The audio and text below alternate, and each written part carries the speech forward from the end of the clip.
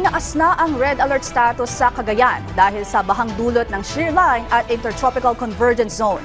Hindi na rin madadaanan ng ilang tulay at kalsada.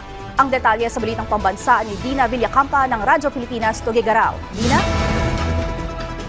Sheila, muling nakaranas ng malakas na buhos ng ulan ang lalawigan ng Cagayan dulot ng shear line at intertropical convergence zone o ITCZ. Mahigpit na nakamonitor ngayon sa mga flood-prone at landslide-prone areas ang Quick Response Team ng Provincial Disaster Risk Reduction Management Office ng Cagayan.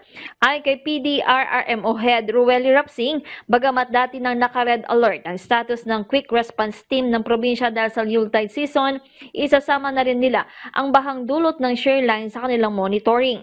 Sa ngayon, may ilang kalsada at overflow bridges na sa probinsya ang di na madaanan dahil sa pag-apaw ng ilog. Kabilang na rito ang siyam na overflow bridges sa Baggao, ang Pinakanawan Overflow Bridge sa Tuguegarao City, kalsada sa bahagi ng Naglo, Alcala at maging sa Tuguegarao City.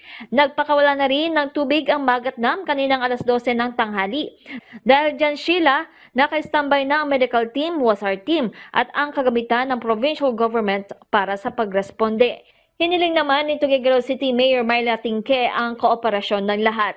Inatasan din niya ang mga disaster response team ng city government na paghandaan ng panibagong pagbaha at ilikas sa mga residente kung kinakailangan. At iyan ang pinakahuling sitwasyon dito sa lalawigan ng Cagayan. Mula sa Radyo Pilipinas, Tuguegarao, Dina Villacampa para sa Balitang Pambansa. Maraming salamat, Dina Villacampa ng Radyo Pilipinas, Tuguegarao.